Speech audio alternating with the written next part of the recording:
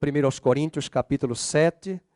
Orem por mim, porque esse é um texto complexo para falar num domingo.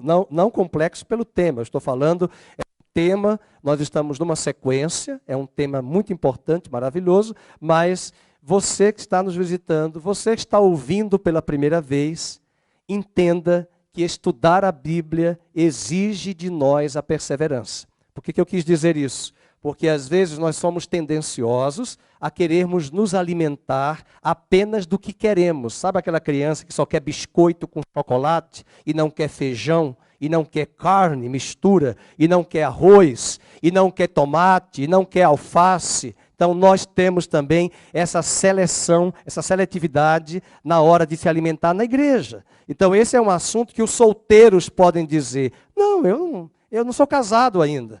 Mas esse capítulo 7 é um capítulo chave para entendermos muitos problemas nos casamentos de crentes, de não crentes, de crentes com não crentes, de pessoas que se casam que não têm a Deus, não conhecem a Deus, e você precisa ter conhecimento, discernimento para lidar com todas as situações, porque alguém no trabalho, alguém na sua vizinhança vai te procurar para buscar uma resposta.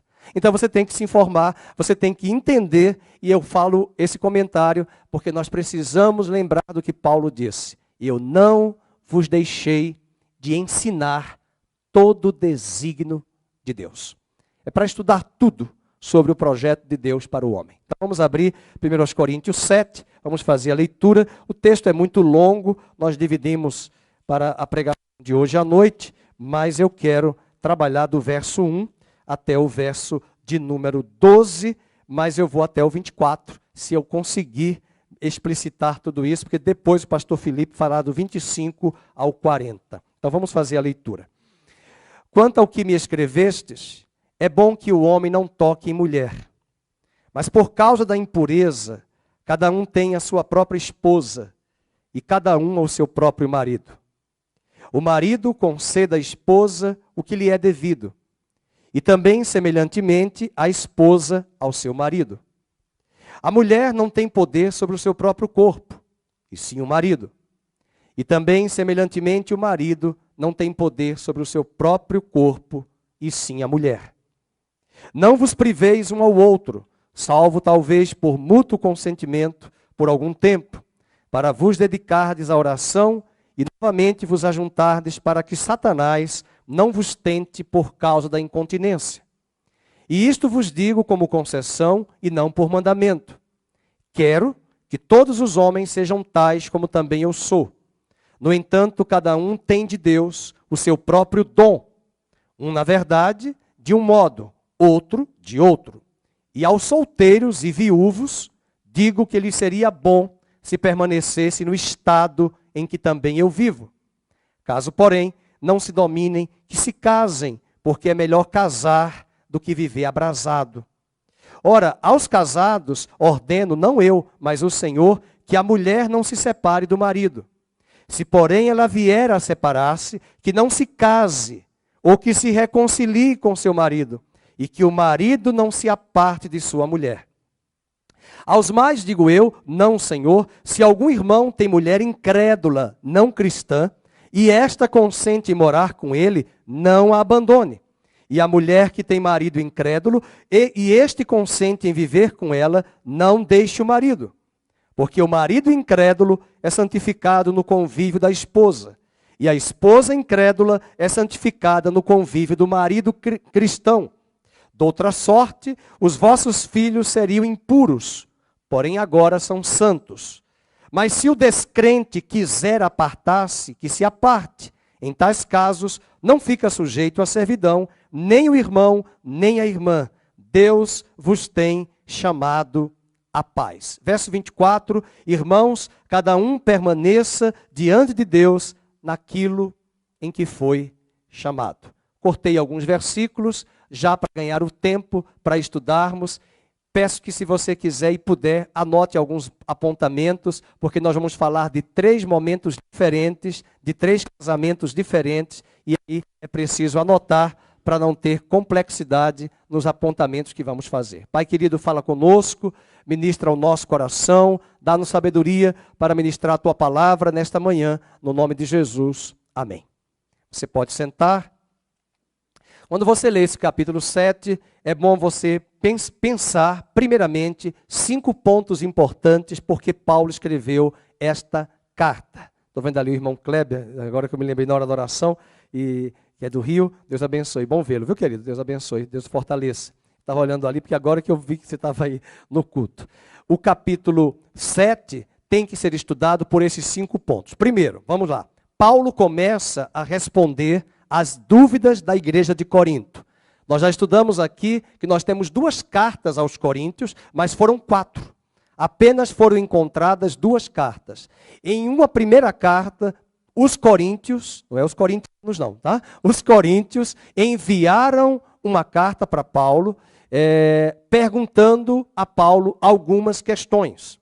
E as questões eram muito de ordem sexual, de ordem de casamento, de matrimônio, porque também o problema lá, que foi falado domingo à noite pelo pastor Felipe, era aquele jovem, lembram?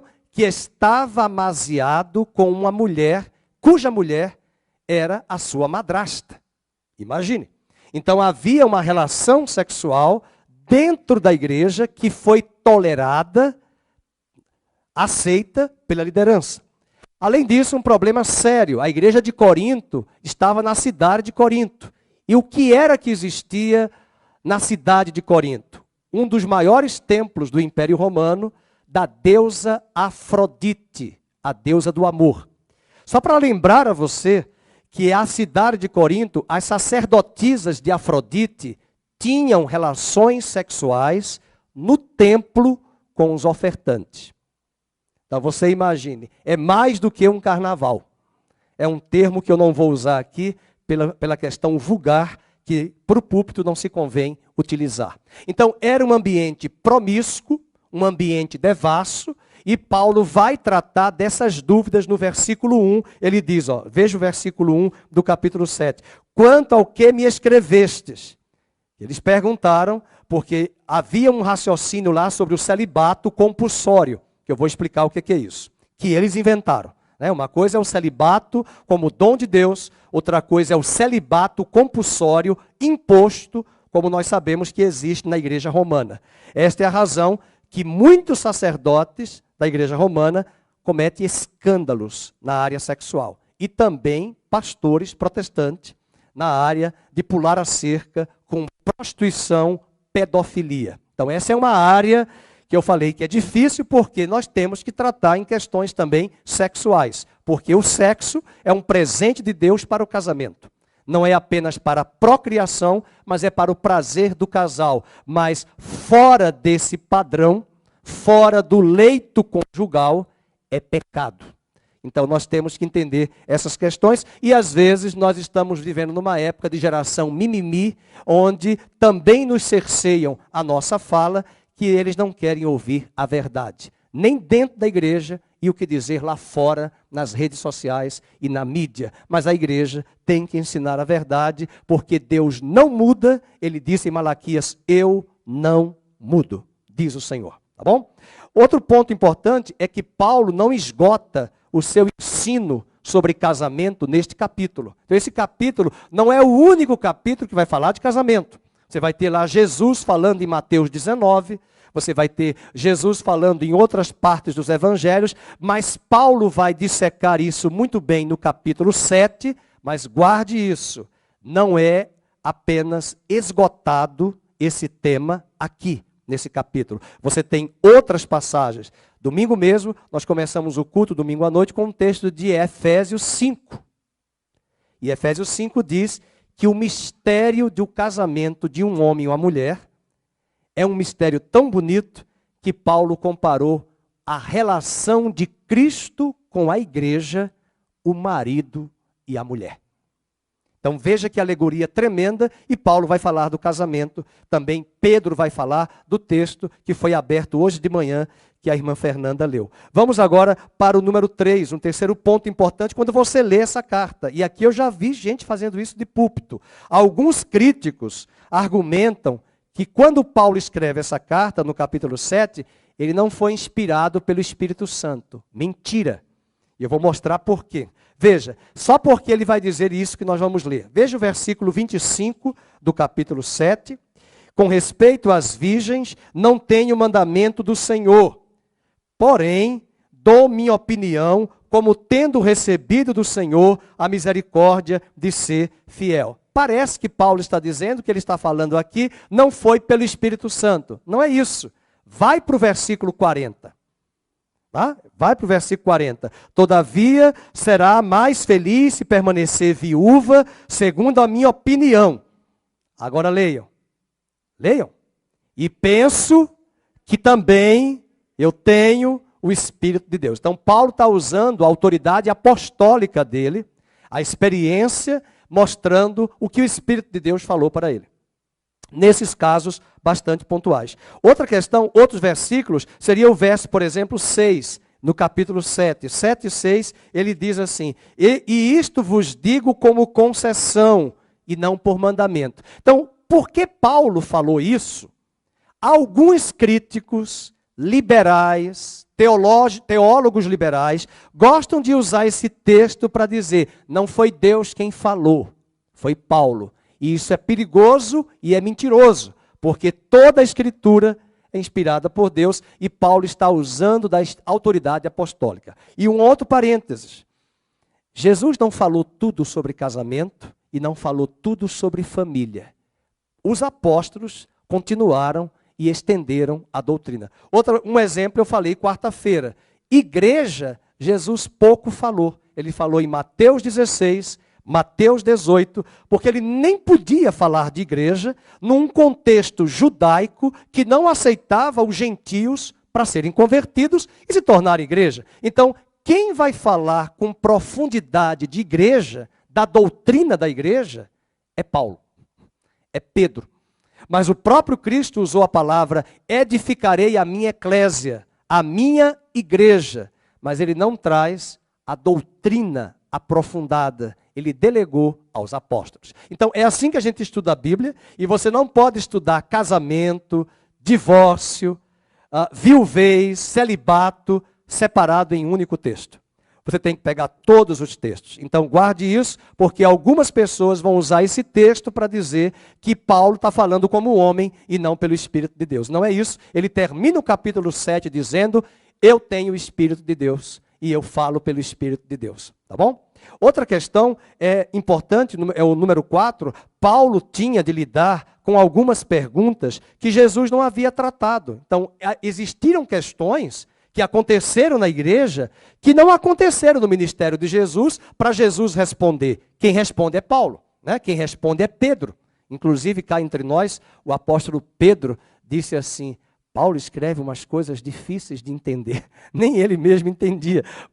Por quê? Porque Pedro também tinha uma bagagem extremamente judaica, e ele não aceitava os pagãos se converterem a Cristo. Paulo, por ser judeu e cidadão romano, ele consegue penetrar nesses lugares e ter esse discernimento de dizer o que fazer. Por exemplo, é o que ele vai falar aqui. E se um casal que está aqui hoje de manhã, João e Maria, um exemplo, chegaram a Cristo hoje, um deles aceitou a Cristo, mas eles são casados há 30 anos. Os dois chegaram, um chegou a Cristo agora. O marido não é crente.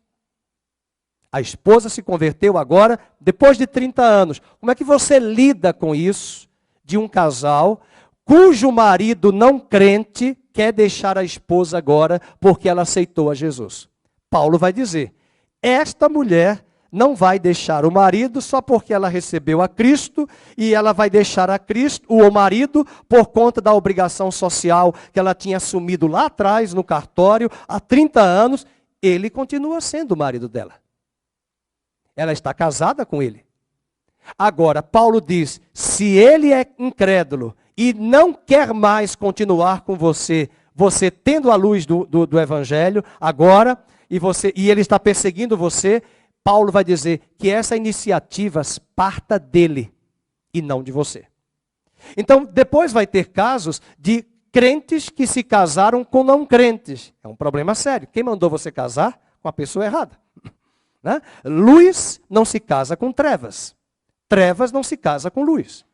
Ah, pastor, ele é um gato, tem olhos azuis. É um leopardo, irmão. Né? É uma onça.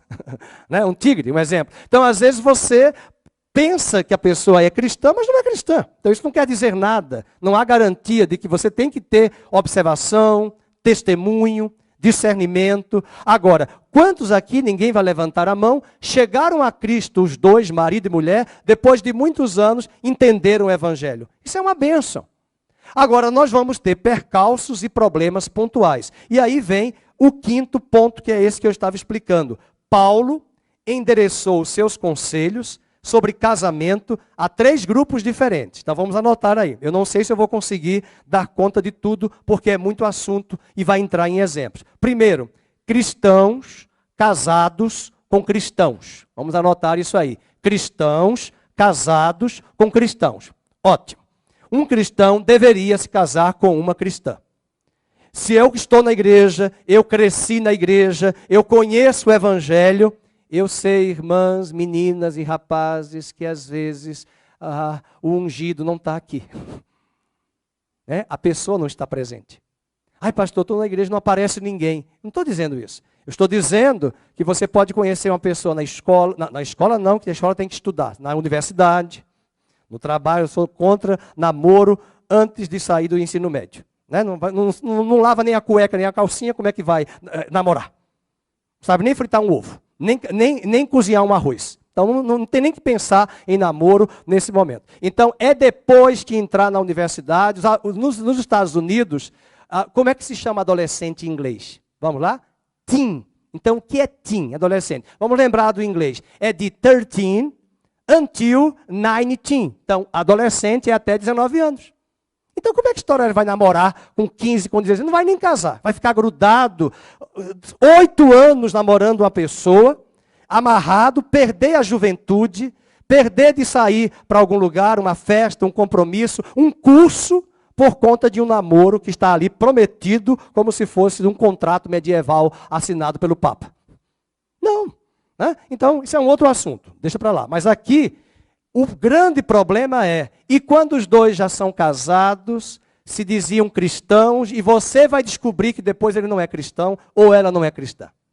Então você casou errado. E se casou errado, vai ter que permanecer. Só tem um outro motivo que vai levar você a sair desse casamento, e Paulo vai explicar aqui. Então é por isso que eu tenho que dividir. Primeiro, cristãos casados com cristãos, verso 1 ao 11.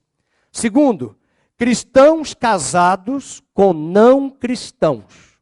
Cristãos casados com não cristãos. Versículo 12 ao 24. E o último, que eu deixo para o pastor Felipe, cristãos não casados. Como é que você lida com pessoas que não são casadas? Né?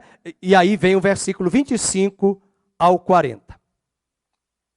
Então, é um ponto importante aí, porque você vai ver encontrar pessoas que dizem cristãs, convivem juntos, mas não se casam, não têm uma aliança, e aí vem a complexidade. Então, vamos trabalhar o primeiro ponto, os cristãos casados com cristãos. Qual é o problema aqui da igreja de Corinto? Então, vamos ter um pouquinho de paciência. Havia 2 extremos naquela igreja e naquela cidade. Para alguns, o sexo é pecado, inclusive no casamento. E este grupo defendia que o celibato era moralmente superior ao casamento. Então veja que visão, porque algumas correntes gregas que circulavam naquela região, eles entendiam o seguinte, o mal está no corpo. Se o mal está no corpo, então o sexo é do mal. Então o sexo é impuro, é sujo. Então vamos optar pelo celibato compulsório. Quanto mais distante do sexo, mais santo eu sou. Mentira. Isso não é bíblico, isso não é verdade. Então esse era um outro extremo. O outro grupo defendia o pensamento judaico, que o casamento é obrigatório. O casamento não era opcional para esse grupo, e o celibato era moralmente inferior ao casamento. Então, olha os dois extremos. Então, um considerava que o casamento não é bom, o sexo não é bom, o sexo é pecado e que optar pelo celibato é uma categoria superior moral em relação ao casamento. O outro extremo, o sexo faz parte do casamento e todo mundo é obrigado a se casar e não tem essa de optar pelo celibato, porque o celibato é algo inferior ao casamento. Não é verdade? Porque nós vamos encontrar na Bíblia situações para os dois casos, no sentido de ter o celibato como dom. E aí você já começa a pensar que um dos grandes problemas da igreja ao longo da Idade Média foi a imposição do celibato para o sacerdote. Ninguém pode ser levado a essa posição de um celibato compulsório, a não ser por uma vocação de Deus. É por isso que temos tantos escândalos, porque as pessoas que estão presas às vezes num discurso como esse, pulam a cerca e cometem práticas abusivas. E aí vocês já acompanham nos jornais como é que o Papa e os cardeais lidam com isso, porque é tão difícil.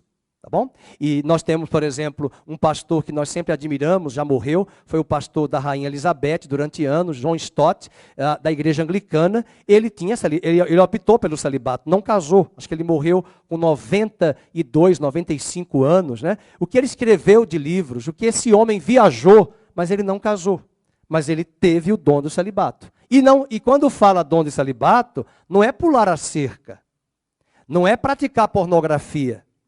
Então é melhor casar do que abrasar. É viver no celibato por uma condição de consciência da vocação de Deus para a sua vida. Tá bom? Então agora impor jamais. E aí nós chegamos nesses dois extremos para falar de dois assuntos aqui abordados por Paulo. Do verso 1 ao 11. A pureza do casamento. E depois a duração do casamento. Vamos para a pureza. Então, nesse primeiro ponto aí, a pureza do casamento, eu anotei, e você pode considerar aí, 5 pontos. Primeiro, Paulo vai proibir a poligamia no casamento. Veja o versículo 2, 7:2, você vai acompanhar na tela. Mas por causa da impureza, cada um tem a sua própria esposa, e cada uma o seu próprio marido. Ou seja, é um único casamento. Deus não quer 2, 3, 4, 5, 6, 7. E por favor, quem já está no 8º, no 7º, no 6º, no 3º, no 2º, não se sinta ofendido. Eu não sou juiz e eu entendo como pastor e Deus muito mais que existem situações que só você e sua esposa ou sua ex-mulher sabem.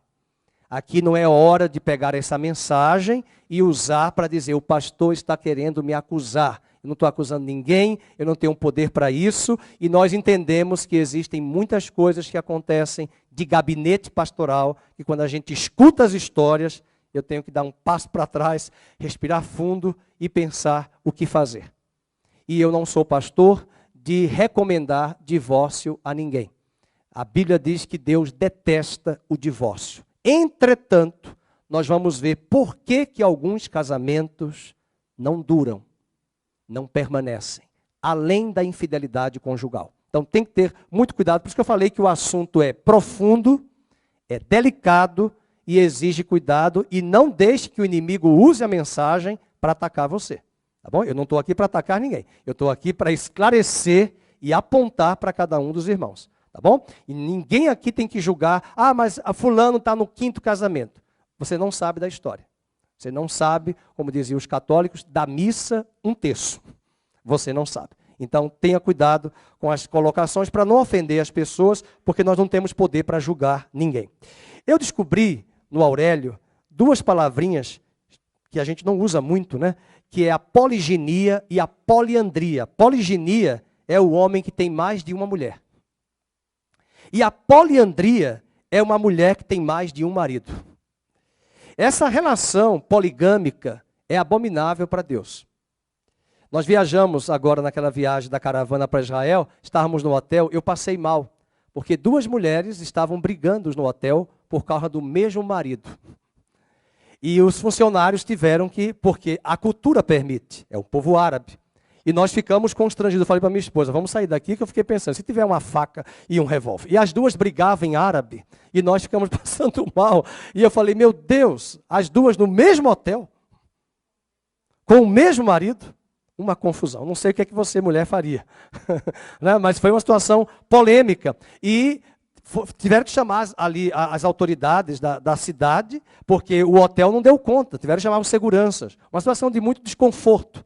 Mas faz parte da cultura, em alguns lugares, eles terem várias mulheres.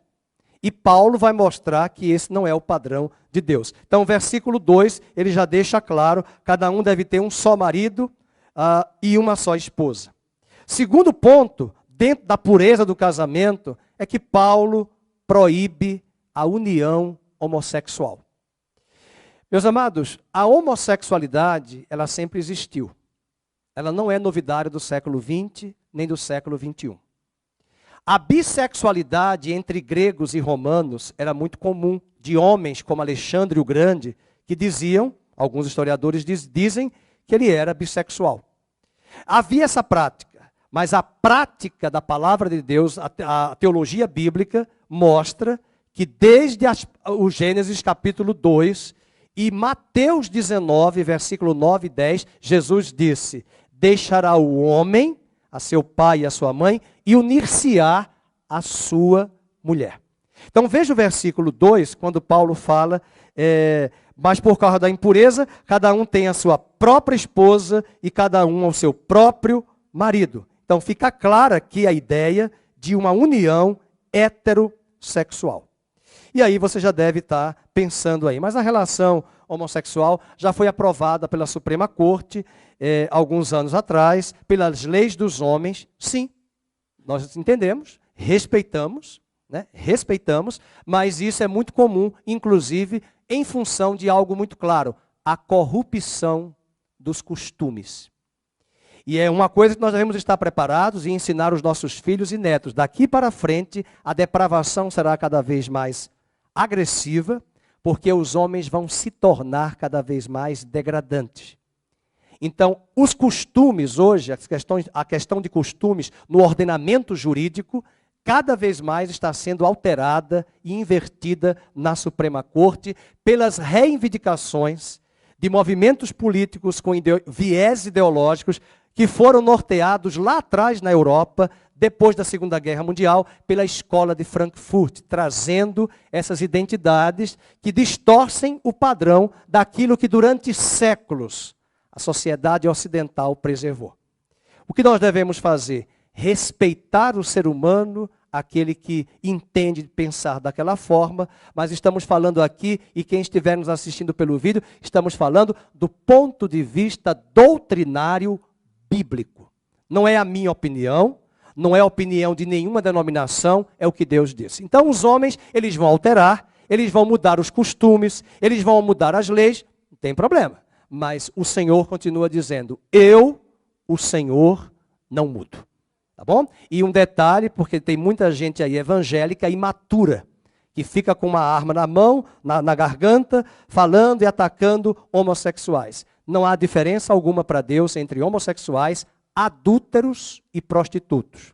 Tá? E bestiais, são pessoas que têm relações com animais. Então, para Deus, até um casal hétero, cujo marido ou a esposa pulou a cerca, é tão pecador quanto qualquer outro. Então não adianta aqui estar atacando ninguém, julgando ninguém, e é preciso entender, meus amados, uma coisa muito linda. Tá? Eu estou olhando aqui para os irmãos, embora todo mundo está de máscara, mas a gente não vê todo mundo da forma correta, o semblante. Mas eu quero dizer uma coisa, o Evangelho muda as pessoas, muda a mente. Tá? Aquilo que você tenta fazer em anos, Deus pode fazer em 10 segundos, em 1 segundo. Mudar a visão. Então não entre em conflito com as pessoas. Deixe que Deus tome a frente, porque Ele pode mudar e transformar as pessoas. Amém?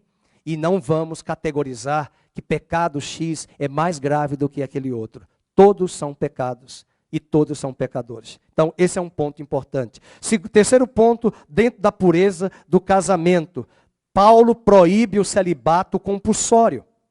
Veja, por exemplo, no versículo 1, é a pergunta deles: não é bom que o homem não toque mulher. Isso aí não é Paulo que está dizendo, é o que os coríntios escreveram a despeito da dúvida para o apóstolo Paulo, porque alguns da igreja de Corinto entendiam que o sexo era pecado.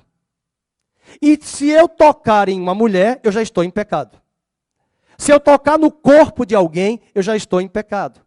E essa visão, meus amados, é muito forte em alguns grupos de igrejas no Brasil e no mundo inteiro. As pessoas têm essa ideia. Nós já acompanhamos casal, eu e minha esposa, casal da igreja, em que um dos cônjuges veio a nos dizer: não quero ter relação com meu marido ou com a minha esposa. E usou essa palavra que eu vou usar, porque eu tenho nojo da relação sexual. Então tem algum problema aí. Então tem algum problema que tem que ser resolvido. Que problema é esse? Então vamos conversar, vamos buscar, se for possível, um psicanalista, um psicólogo para orientar, porque a Bíblia não diz que o casamento é nojento, o sexo é nojento. Essa visão deturpada. Inclusive, eu estou lembrando aqui de uma pessoa que contava numa igreja lá onde eu pastoreei há muito tempo, é um caso assim até de sorrir, de que a pessoa não queria ficar despida para o seu cônjuge. E alguém perguntou: mas como é que faz o momento da intimidade do casal? E ela criou uma roupa específica para ter a relação, para não se expor todo o corpo, porque ela entendia que ia para o inferno se ficar nua diante do seu cônjuge. Então, umas doutrinas cabeludas que não têm base bíblica. Então, veja que isso circula na cabeça de algumas pessoas. Então, Deus vai usar Paulo para dizer que esse celibato compulsório não existe. Veja o versículo 7 ao 9. Vamos ver. Vamos ver aí o 7 ao 9. 7 até o 9. Quero que todos os homens sejam tais como também eu sou. Parece que Paulo aqui, ele era ou viúvo, ou porque se converteu, a sua esposa judia não queria acompanhá-lo. Essa semana passada, alguém perguntou para mim, não perguntou, já afirmou, Paulo tinha uma fraqueza. Né? Eu falei, ok, a fraqueza é essa, mas tudo bem. Entretanto, esse teólogo que estava perguntando, esse pastor estava perguntando para mim, eu disse: acontece que essa questão é uma coisa muito óbvia. Né? Paulo era membro do Sinédrio. Você sabe o que é Sinédrio? Sei. E o que é o Sinédrio? Era o órgão máximo do judaísmo. Para ser membro do Sinédrio, a pessoa tinha que ser casada. O homem tinha que ser casado. Então, o que a gente deduz? Ou ele ficou viúvo, ou a sua esposa, ainda viva, não quis seguir e acompanhar com ele no ministério, em função dele ter saído do judaísmo para o cristianismo. Então aqui ele fala, considere eu como eu sou. No entanto, cada um tem o seu próprio dom. Marque a palavrinha dom. Ele está dizendo que se você quer casar, você tem um dom para constituir uma família por Deus. Se você tem um chamado para o celibato, não vai casar, você tem um dom. E cada um permaneça nesse dom muito bem definido no que Deus estabeleceu. Ok? Ponto importante. Inclusive ele vai dizer, se o seu marido deixou você, ou a sua esposa deixou você, você permaneça como você está. Porque amanhã você pode voltar a se reconciliar com ele. Às vezes, o grande problema que eu vejo nas igrejas é que as pessoas já querem o divórcio, já querem separar, e meus irmãos, com menos de horas, já está ficando noivo do outro. Acabou de separar. A minha vontade que eu tenho de perguntar é, como é que você esqueceu essa pessoa em poucos meses? Em poucas semanas? Você não esquece uma pessoa. Então esse é um ponto grave. Isso aí se chama imaturidade. E talvez eu até desconfio. Será que é convertido? Porque você tem uma aliança e vai trazer esse tipo de prática, se separa, e amanhã já está casado com uma outra pessoa, no mesmo mês, não tem cabimento. Não tem muito cabimento. Então isso é um ponto para a gente também pensar. E Paulo vai dizer, permaneça, permaneça. Veja o versículo 24. Irmãos, cada um permaneça diante de Deus naquilo em que foi chamado. Agora, um outro ponto importante, no versículo de número 8 e 9, é que aos solteiros e viúvos, digo que lhe seria bom se permanecesse no estado em que também eu vivo. Caso, porém, não se dominem aos solteiros e aos viúvos, que se casem, porque é melhor casar do que viver abrasado. Solteiros e viúvos. Ele vai depois alfinetar, dizendo que os que estão separados devem continuar separados sem nenhum cônjuge. O grande problema é esse. Separou, já quero casar. Por que essa pressa? Ah, pastor, eu sou homem. Sim, mas dê um tempo. Vamos dar um tempo. Não pergunte para mim qual é o tempo de viuvez. Qual é o tempo que eu tenho que esperar. Mas às vezes é o tempo para você deixar um testemunho de que você não se separou levianamente, impulsivamente. E que você não está se separando para encontrar uma outra pessoa imediatamente. Porque não vai existir essa pessoa para o seu casamento imediatamente. Você tem que sondar essa pessoa. E tem que primeiro, trabalhar aqui as emoções de uma aliança quebrada anteriormente. É um ponto importante. E agora vem o número 4. Paulo destaca a completa mutualidade dos direitos conjugais. Então vamos falar de coisas práticas agora. Verso 3 e 4. Ele diz, o marido conceda à esposa o que lhe é devido. O que é que Paulo está falando? O dever habitual do relacionamento sexual. A palavra é essa. A ausência de sexo no casamento é pecado. Então esse é um grande problema. Eu estou casado, mas eu não quero ter relações com meu cônjuge. Mas você acabou de casar. Né? Até mesmo os casados, um tempo muito longo. Às vezes um casamento onde um dos cônjuges vai morar 1 ano, 2 anos, 3 anos fora do país e o outro cônjuge fica. Mas que relação é essa? E ainda são novos, estão no vigor hormonal, no vigor da vida. Isso tem que ter muito cuidado, meus queridos. E o verso 4, Paulo vai dizer que o corpo de um pertence ao outro. Usar o sexo também como uma arma para chantagear o cônjuge também está de desacordo. E aqui, cuidado, que Paulo diz também no verso 5, a parte A, vamos ler? Não vos priveis um ao outro. O que é isso? Não se prive sexualmente do seu marido ou da sua esposa. No mesmo versículo, ele diz, por algum tempo, para vos dedicar à oração. Eu falo já sobre isso. Mas o grande problema é que alguns começam a chantagear. Já que ficaram magoados, feridos, eu não quero ter relação. Ou as desculpas, estou com dor de cabeça, estou passando mal, eu não estou muito bem, e isso se repete continuamente. E aí Charles Hodge, um teólogo americano, diz que nada pode parecer mais estranho ao pensamento de Paulo do que o espírito que encheu os mosteiros e os conventos da igreja medieval. Muitos começaram a fugir por conta do lado da corrupção moral e sexual da igreja e foram para os mosteiros, mas encontraram outros problemas lá.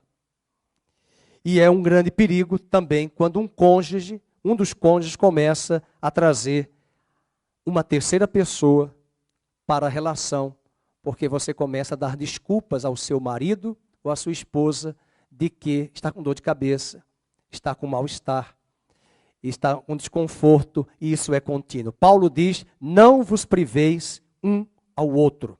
E também cuidado com a chantagem. Eu falei de terceira pessoa, mas tem também um outro elemento, a pornografia. Porque às vezes não tem uma terceira pessoa, mas tem a prática da pornografia. Às vezes hoje você tem aí as redes sociais, você tem a internet, você tem os vídeos, né? Na nossa época de adolescente, eram as revistas, que até hoje continua dando problemas, inclusive hoje é o celular nas escolas.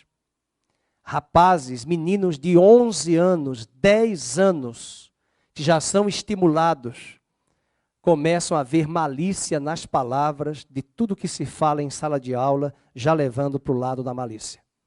Então esse lado da pornografia é algo que já é construído às vezes na adolescência, vai para a juventude e deságua no casamento. O marido começa a não procurar a esposa e a esposa começa a pensar, se ele não está me procurando, a quem ele está procurando? E se a esposa também não quer nada com o marido começa a pensar, o que é que está acontecendo? Tem alguém? E esse é um ponto que precisamos pensar. Outra questão, Paulo afirma a capacidade do casal de se absterem temporariamente das relações sexuais. Dá uma olhadinha no verso 5, ele vai usar a palavra kairos, na palavra tempo. Existem duas palavras para tempo, cronos e kairos. Mas ele vai falar do tempo específico, porque kairos quer dizer tempo específico. A gente usa muito como tempo de Deus, mas quer dizer é o tempo específico. Foi um tempo acordado entre o casal. Por exemplo, o marido vai viajar a trabalho 60 dias. Então ele combina, olha amor, eu vou viajar, vou ter a trabalho, mas estaremos conversando sempre. Você concorda? Você aceita? Depende, né? Tem uma mulher que conhece seu marido, sabe que ele não pode ficar tanto tempo fora. Então vai fazer esse acordo. Mas aqui ele está falando até de uma abstinência. Veja o versículo 5, para vos dedicardes à oração. Lá no livro de Êxodo, dá uma olhadinha depois em casa, em Êxodo 19, quando Deus mandou o povo de Israel se preparar para se encontrar com ele no Monte Sinai, o jejum não foi apenas de comida e bebida, foi também de abster-se sexualmente. Moisés falou, a pedido de Deus, que eles não se acheguem à mulher, ou seja, não tenham relações sexuais. E por favor, não distorça, Deus não está dizendo que é, vou usar uma palavra pesada, nojento o ato sexual, vulgar o ato sexual. Ele estava dizendo que naquele momento eu vou me encontrar com Deus, toda a minha atenção e o meu foco vai ser em Deus. Não é à toa que ele falou, não vão comer e não vão ter relações sexuais. Então, era para mostrar o foco. Era Deus ali, o foco no trono, no Monte Sinai, e Deus desceu ao monte. Então, esse é um ponto importante. E aí houve uma abstinência sexual, mas que não foi prolongada. Foi curta e por um motivo espiritual.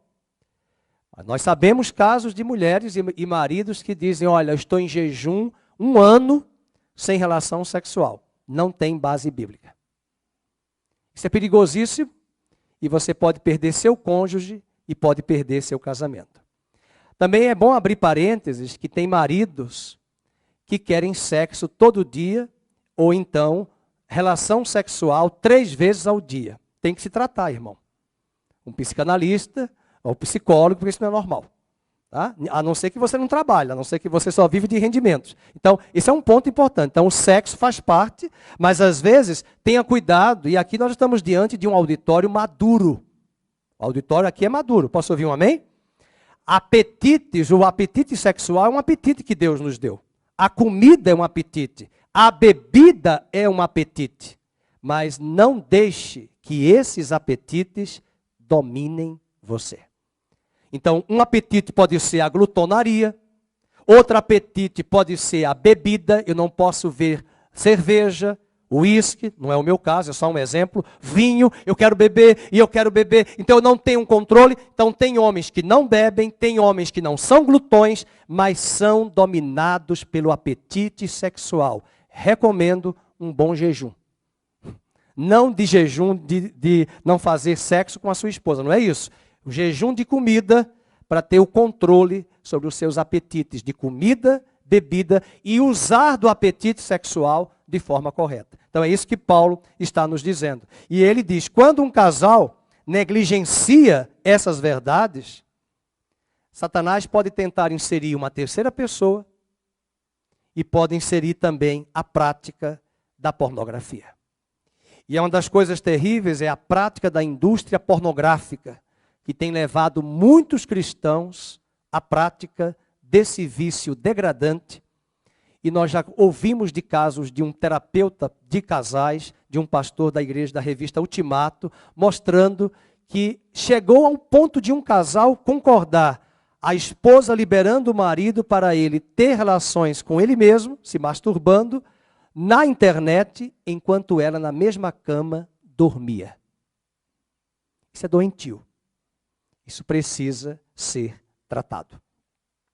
Então, esse é o ponto que Paulo fala sobre o termo. Então ele usa aqui no capítulo 7, verso 5. Não vos priveis um ao outro, salvo talvez por mútuo consentimento, por algum tempo, para vos dedicardes à oração e novamente vos ajuntardes. Leiam, para que Satanás não vos tente por causa da incontinência. Bem, agora eu quero falar sobre a duração do casamento, porque até aqui o problema é uma questão de relação sexual, do casal, a abstinência, mas e quando o casamento não anda bem? E quando o casamento vai ser interrompido? Né? Houve infidelidade conjugal, houve adultério, é possível perdão. E é possível restaurar o casamento. Entretanto, nem sempre nós vamos acompanhar no gabinete pastoral que o problema é só infidelidade conjugal. Existem outras infidelidades. Infidelidade de lealdade, de parceria, de comunhão, né? Com a família, com os filhos, com o dinheiro.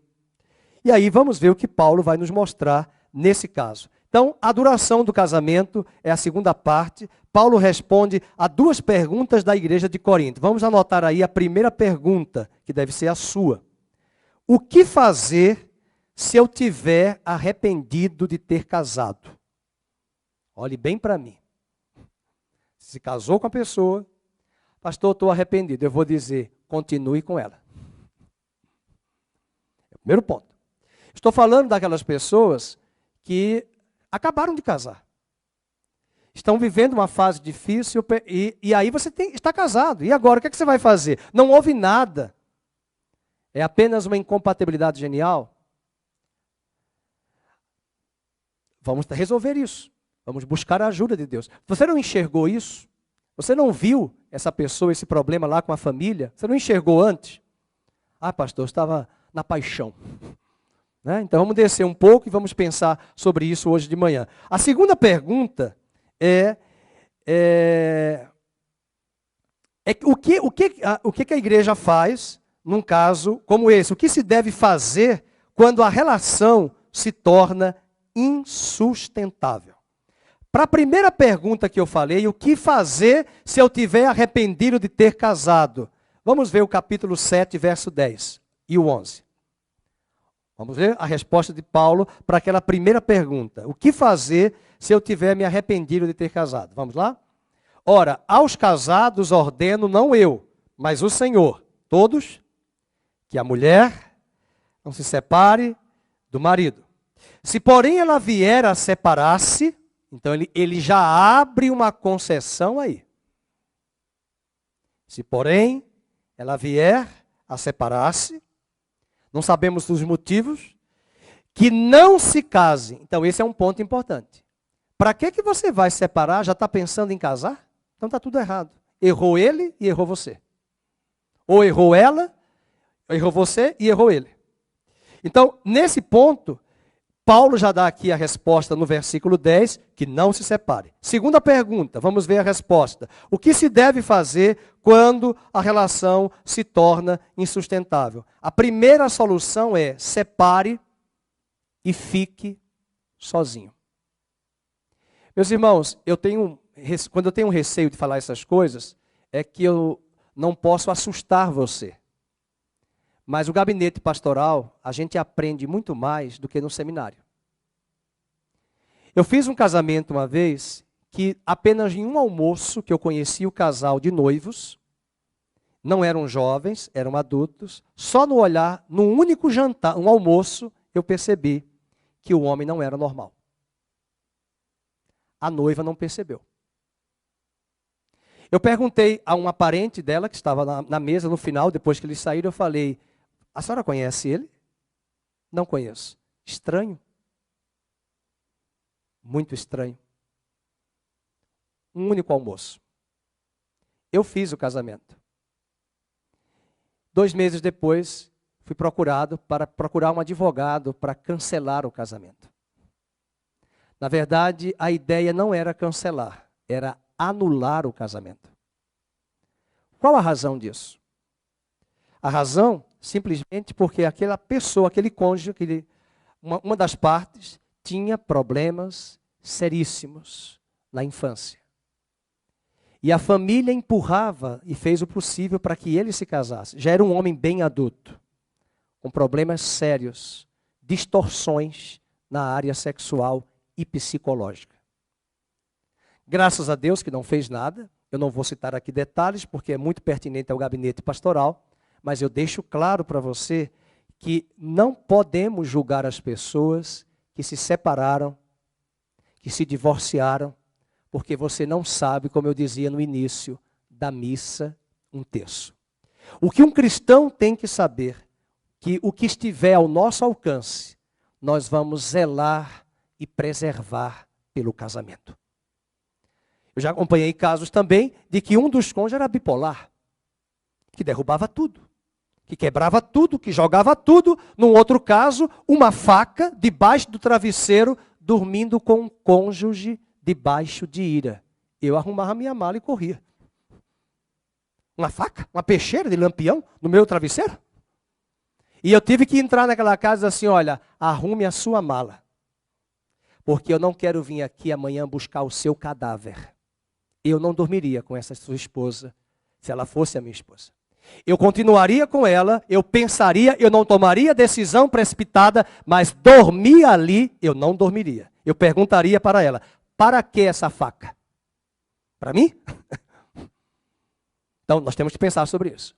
Às vezes, vocês dão risadas, mas nós temos uma língua afiada para falar das pessoas. Se separou, mas você não sabe dos bastidores. Pastor, eu soube que não houve adultério nenhum realmente, mas houve bipolaridade ao extremo, esquizofrenia ao extremo, mas houve ferramentas cortantes para agredir o outro. Você não sabe.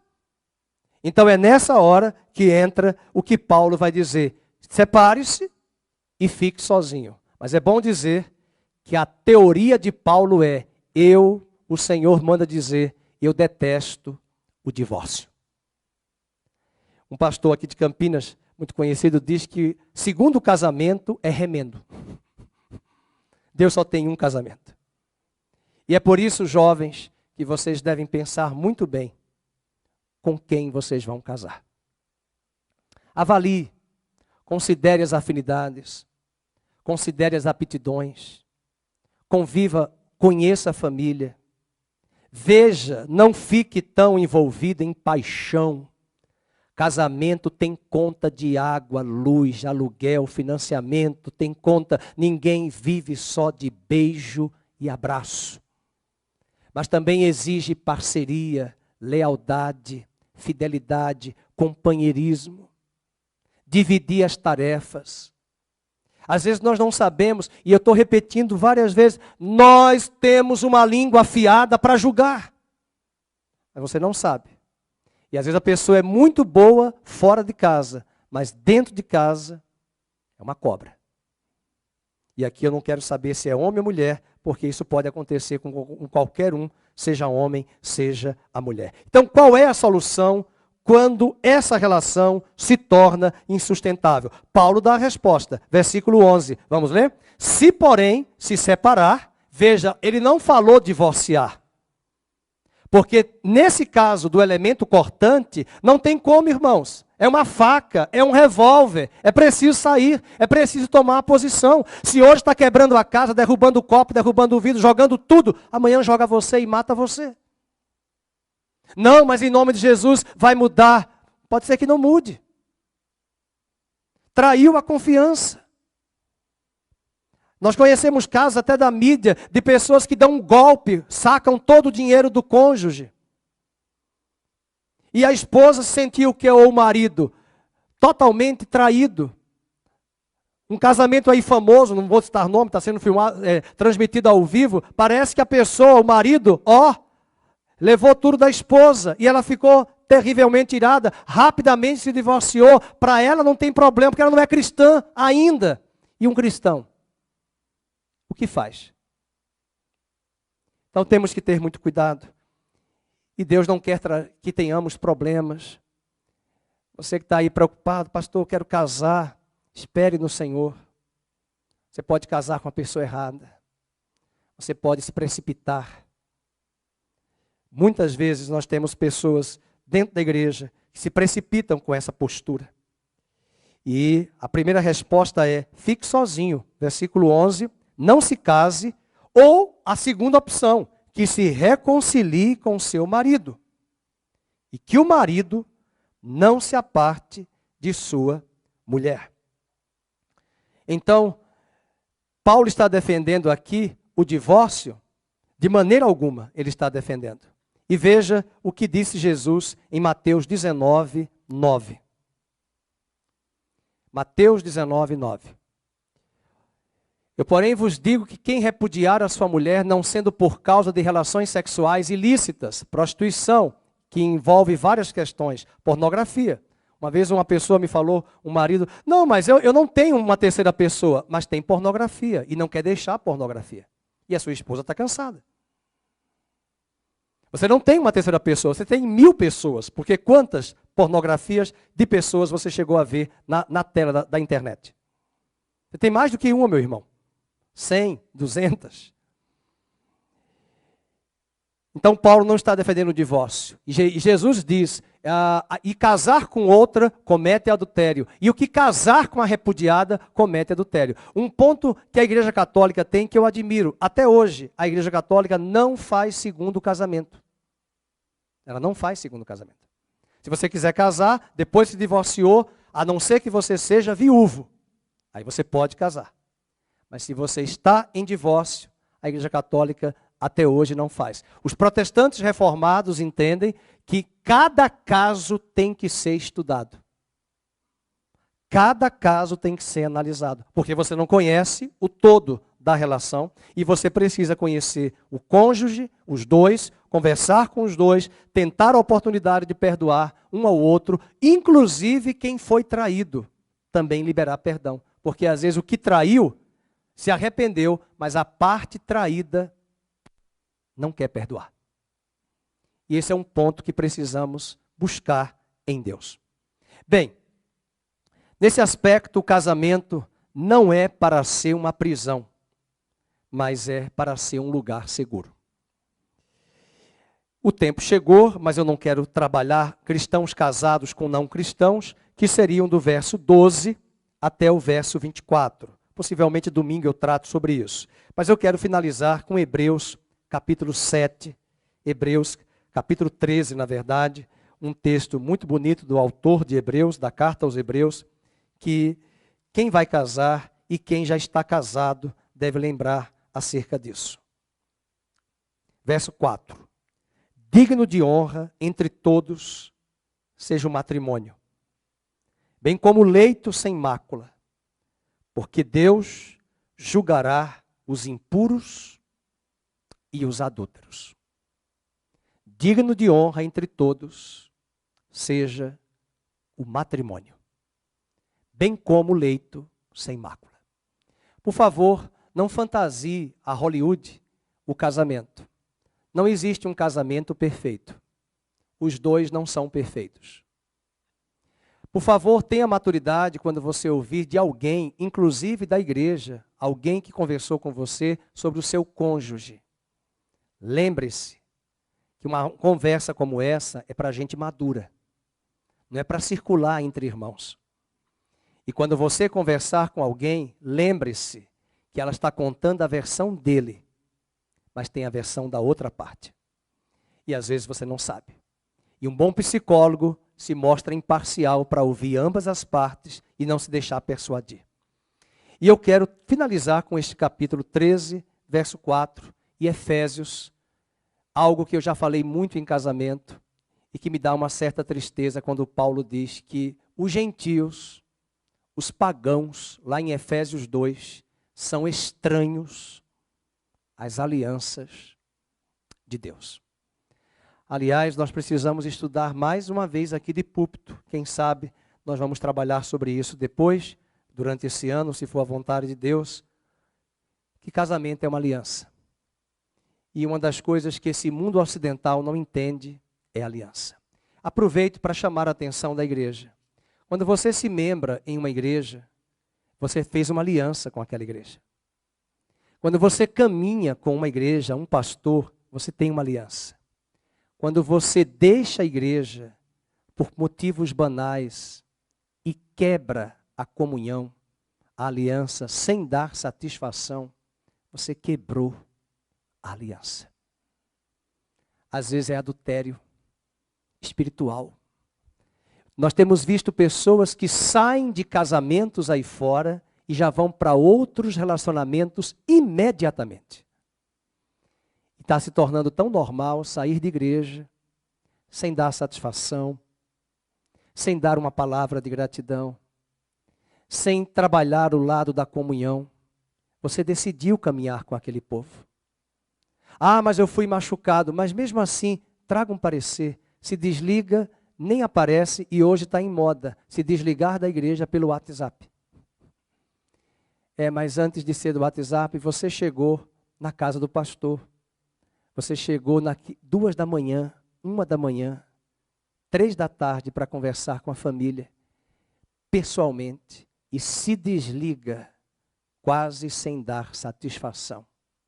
Você está quebrando uma aliança. Casamento é algo muito sério.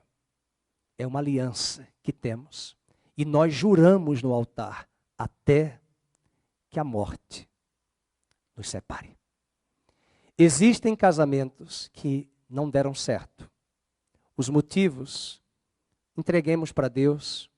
E se você se encontrou em uma determinada situação como esta, por favor, não use esta palavra para te acusar.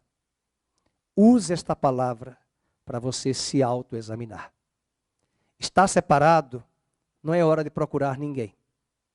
É hora de pensar.